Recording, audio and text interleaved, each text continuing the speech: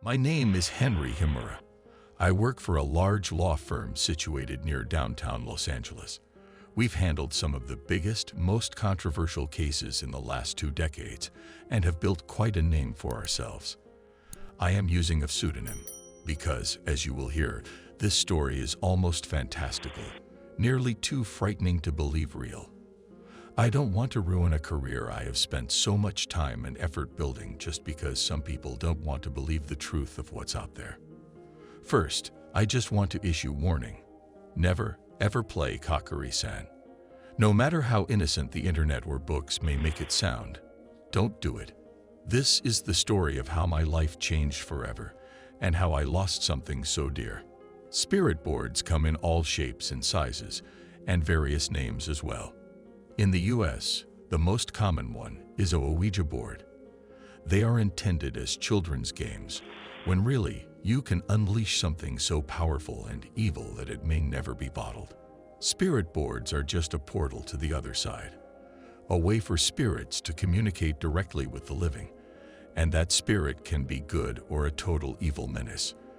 According to my research, you can use just about anything as your spirit board. In my native country of Japan, we played a game called Kakari-san. With this game, you question the spirits about your future, and they will sometimes answer, maybe not with the answer you are seeking. We would take a coin, place it on paper with some words and numbers written on it, and the coin would slide across to answer your question. After you were finished, you were supposed to tell Kakari-san to go home and slid the coin to the red Torii symbol at the top of the paper, and then tear the paper into 48 pieces or burn it. Almost 30 years ago, my siblings and I started playing Kakari-san and did so a dozen or so times before moving to America without much more than a few funny responses from the fox spirit. The last time we played Kakari-san, my brother asked the spirit, "Kakari-san, Kakari-san, will you move this coin?" The coin slid across the paper in repeated circles for a few seconds, then stopped. "Kakari-san, when will I become rich and famous?" he asked. The coin slid slowly across the paper. The coin was pressing so hard against the paper that I thought it would tear, but we were barely pressing on it. Something else was doing it. It spelled out, F-E-E-D, then a pause. M-E. From behind us, somewhere in the dark, came a deep guttural growl, like that of a hungry dog. We didn't own a dog. We knew this was not Kakari-san. It was never described to act like this or to be threatening. Something else had come through the game. My brother panicked, running across the room to grab father's lighter from his desk door. He set the paper on fire and dropped it into the sink to burn, then turned on the tap to drown out the flames. I realize his mistake now, something that I wish he would have done, and maybe it could have prevented everything that would come. He forgot to tell the Kakari-san to go home before destroying the paper. He left it trapped in our world. A few weeks later, our father transferred his job with a car manufacturer to the US, and we moved to Seattle. At first, adjusting to the culture shock was overwhelming, but we had all taken English language classes in school, and that made it easier. I can remember a day that we went into a toy store, and we were shocked to see that there was a popular, widely sold board game that was like Kakari-san, the Ouija board. Our mother forbade us from buying it, saying it would only invite trouble, and she was unaware that we had already played Kakari-san numerous times by then. My brother and I managed to sneak over to the store and bought the Ouija board later that week. Katsuro was the most eager to buy it, which was obvious. I asked him why. Every night since the last time we played Kakari-san, I've had these nightmares. They're too real. Sometimes I think they actually happen to me. In those dreams, I'm lying in bed, and from the corner of my eye, I can see a dark shadow beside me. I can hear it taking deep, gasping breaths, and the dripping of saliva, like it is starving. It speaks to me in a growl, demanding that I feed it. I asked him, "Did you ask what it wants?" He paused for a moment, deep in thought, as we walked down the sidewalk back home. "No, I always wake up, and I can't move for a long time. Sometimes, I swear it really is standing beside the bed, like it is waiting for me to feed it, or to feed on me. I could see the fear in his eyes and his voice. I had no doubt he was telling the truth. Maybe you are just dreaming, Katsuro. Dreams sometimes seem like they're real, but they're not. There. Dreams don't breathe into your ear while you're lying on your back and unable to scream, or yell, or do anything. I could only hang my head in shame because I felt terrible for doubting my brother.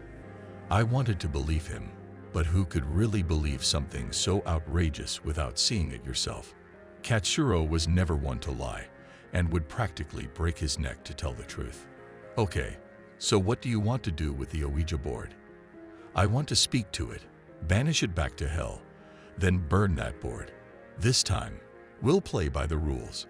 This time, it won't follow us. He was dead serious and had the bravery of someone far older than 12. Tears were streaming down his cheeks as he clenched his fists, his stride becoming faster and faster. That happened on a Monday. Our parents would be out the following Friday to a dinner with some of Father's executives to welcome him to the USA, and they said they would be out for hours. I was in charge because I was the oldest at 15, and so I had to keep an eye on my siblings. Michiko was 14 at the time, and she was too preoccupied with the wonderment of American television. So Katsuro and I decided to leave her out of the plan. And we also felt like it was favor to our only sister to leave her out of any chaos that might happen. I could read English well, but my siblings weren't so great. The Ouija board was in English, of course, so I would have to translate because Katsuro couldn't. We unboxed the game, reading the rules out loud. Never play alone. Check. Never play in a graveyard. Check. It made me double think if any were nearby, but I didn't believe there were. Never burn it. This one Katsuro became frustrated over. Why not? He cried, bemoaning. I don't know, Katsuro. It doesn't say. They're just the rules. I don't think it'd be a good idea to question them. Never leave the planchette on the board. Why not? He asked. I don't know. I suppose it would leave the doorway open. Stop questioning the rules and just listen. Okay, fine. Never ask when you will die. And the last rule, don't forget to say goodbye. That's the one we forgot with Kakuri-san, Katsuro reminded me. Thunder was rolling outside, and it sounded very close to the house.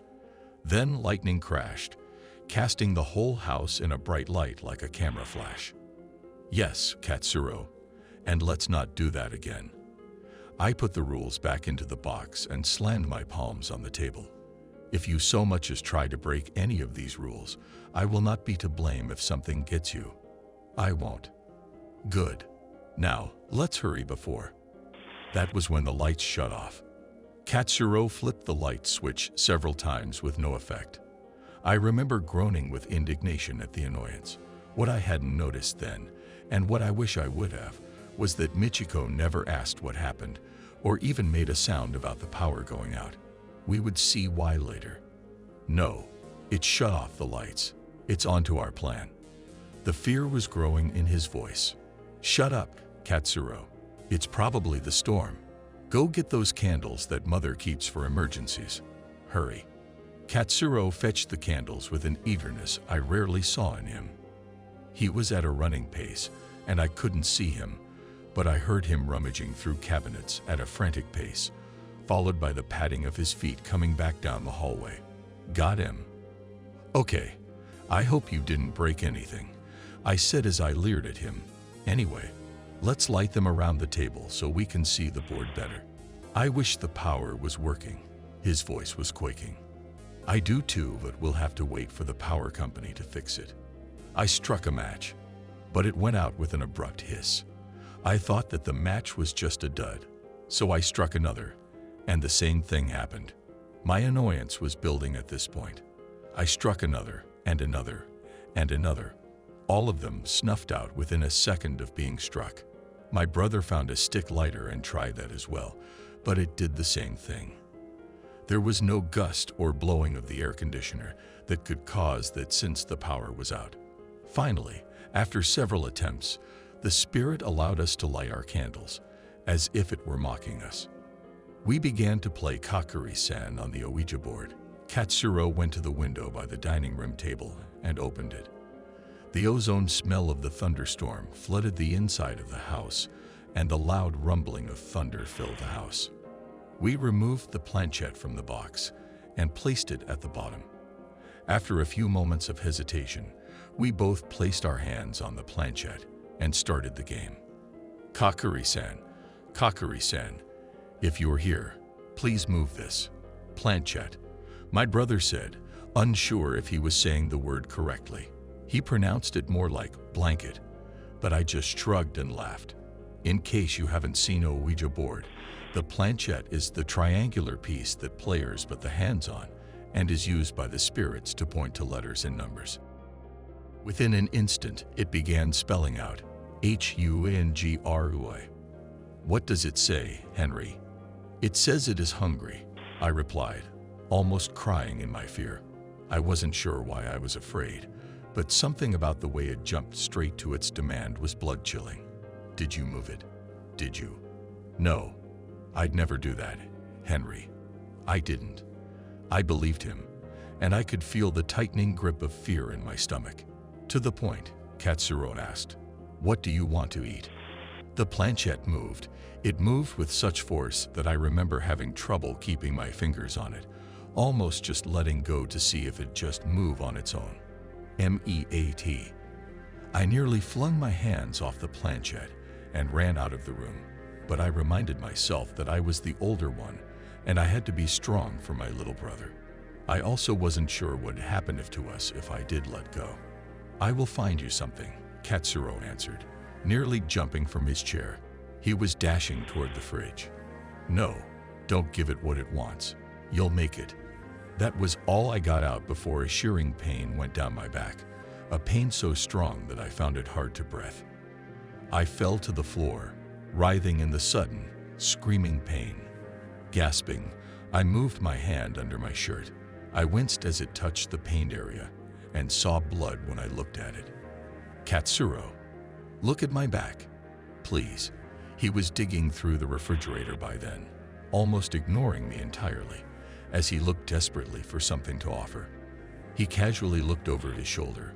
I'll be right there, he said as he shut the fridge and came running over to me, his little arms carrying wrapped ground beef that he sat on the table. He looked at my back and gasped, Henry, there are 3 long scratches going all the way down your back. What happened? It was that spirit. It did that when I told you not to feed it. You're just going to make it stronger, Katsuro. We both made eye contact with the ground beef, but the packages were empty. There was no sign that the packaging had been cut, torn, broken into whatsoever. Just empty packages. The planchette moved again, this time without us touching it. It moved with a jerky motion, like something didn't quite know what it was doing, or like the jerky movement of computer lag. Next. Then it slid to a blank area and back onto the board. BAOOD. Katsuro grabbed the planchette and threw it out the window as hard as his little arms could. When we turned back around, it was back on the table on the word no. Then it began to spell out IOURS. I moved the planchette to the word no and then to GUDY, but then it moved on its own back to the word no and spelled the next word so fast that I could barely tell that is said. SISTER. Michiko gave out a terrifying scream so loud that somebody would have called the police if they could have heard her over the storm. Katsuro and I rushed down the hallway to her room at the far right of the hallway. She was lying on her side under the blankets, facing the wall, still screaming. I rolled her over to examine her. Her eyes were shut, as if she were in a deep sleep, but her mouth was shrieking in bloody terror. I shook her hard several times, calling her name, trying my best to wake her, but she just kept screaming. Her arm flopped from under the blanket over the side of the bed as I was shaking her, and I saw that her wrist was slowly dripping blood onto the carpet. It wasn't slit on the artery or anything life-threatening, but pricked, like with a small knife, and was only bleeding a few drops at a time. I knew first aid, so I wrapped the wound with one of her clean socks from her dresser and told Katsuro we had to end this now. As we were leaving Michiko's room, the temperature in the entire house plummeted, which was unexplainable since it was late summer and the air conditioning wasn't working due to the power outage. I noticed that my breath coming out in a cloud. The lights began to flicker then, and I saw something standing at the end of the hallway. A pitch-black figure about 7 feet tall, nearly as high as the ceiling. It looked like a man, but it had long, skinny claws instead of hands, and a smile filled with pointed teeth. It was gone once the flickering stopped a few moments later. It was showing us what it was, and I knew that it was warning us to continue, or else. Katsuro and I sat down at the table, placed our hands at the board. "What can we do to make you go away?" The planchette moved to no, then goodbye. My brother sighed, but then gave out a shriek of terror as he was jerked to the floor and dragged down the hallway by some invisible force. I jumped up, grabbing his hands, pulling with everything I had but couldn't budge him. It was going straight into his closet. He kept screaming, "No, please no, stop, just stop," as he was being forced down the hallway and inside his bedroom closed. From within the closet, I saw yellow eyes and a wide smile staring back at me. I grabbed onto Katsuro's hands, trying my best to stop it, but it was no use. The closet snapped shut with a hard and powerful slam, and Katsuro went inside. Out of panic and desperation, I tried to open the closet doors. After multiple attempts, the doors finally opened. My brother was not inside. Inside, there were piles of styrofoam meat trays. All appeared to have been opened recently. I realized later that Katsuro had been spending his allowance on various kinds of meats for this thing. I also found another Kakuri sandpaper under some of the trays. I tore it into 48 pieces, along with the Ouija board, burned them, and threw the ashes into the wind, thinking maybe that it'd summon him back. It didn't. He did not. It has been nearly 20 years since he went missing, and we filed that missing persons report. My parents assumed that he ran away to go back to Japan. The move had been hard on him, and he expressed his dislike of the move often.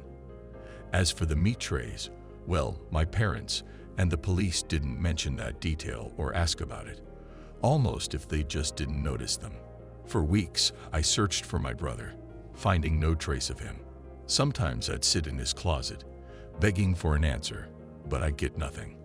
My parents grieved a long time, and their marriage dissolved as a result. Mother went back to Japan, while she allowed father to keep us in America, where I finished school and later became a lawyer. My father once convinced me to pay a private investigator to find Katsuro, but as you may guess, they found no trace of him either. After I write this, there is a Ouija board on my dining room table. On the table, I also have some cheap ground beef, my brother's favorite toy, and something I have that I didn't 30 years ago, a vast knowledge on how to kill a demon.